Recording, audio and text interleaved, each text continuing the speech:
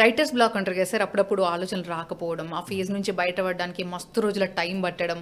ఆ టైంలో మీరు రాసిన బెస్ట్ సాంగ్స్‌ని గుర్తు చేసుకోవడమో, బెస్ట్ మూమెంట్స్‌ని గుర్తు చేసుకోవడం ఇట్లుంటాయి కదా! మీ లైఫ్‌లో ఎప్పుడైనా జరిగిందా ఇట్లా? ప్రతి సంవత్సరం ఒక్కొక్క నెలలో అలా జరుగుతూ ఉంటుందండి. కాకపోతే నేను ఆహ్, ఈ బంగీ జంప్స్, ఈ సాహస క్రీడలు ఉంటాయి కదండీ! హ్మ్. వాటిలో వచ్చిన హ్మ్. అడ్రినల్ రష్ వల్ల హ్మ్. ఆహ్, హ్మ్, మెదడులో పేరుకుపోయిన ఆ బ్లాక్‌లన్నీ హ్మ్. డ్రైన్ అయిపోతా ఉంటాయన్నమాట. హ్మ్. అలా చేసుకొని మళ్ళీ ఒక కొత్త మనిషిగా మళ్ళీ మొదలు పెడతా ఉంటాను. హ్మ్. ఇంతకీ మీ వైఫ్ గురించి మాట్లాడుకుంటే ఎట్లా రిసీవ్ చేస్తారు ఏదైనా పాటుంటే?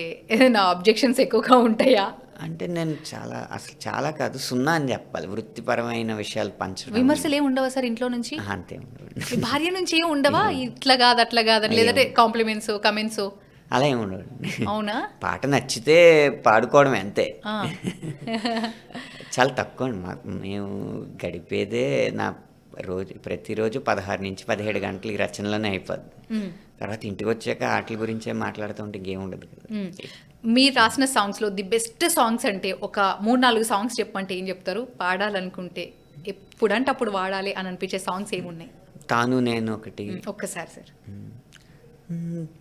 దారి నేను, తీరం తాను, దారం నేను, హారం తాను, దాహం నేను, నీరం తాను, కావ్యం నేను, సారం తాను, నేను తాను, రెప్పా కన్ను వేరై పోని, పుడమి మన్ను, నేను తాను, రెప్పా కన్ను వేరై పోని, పుడమి మన్ను, తాను నేను, మొయిలు మిన్ను, తాను నేను, కలువ కొలను,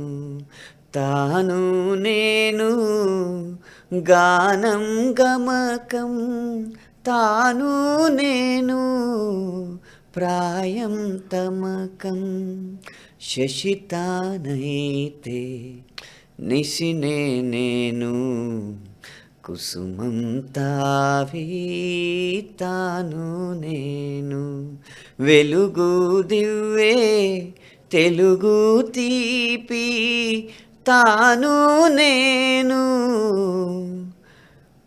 మనసు మేను, మనసు మేను, మనసు మేను. మీరు ఎన్ని విషయాలు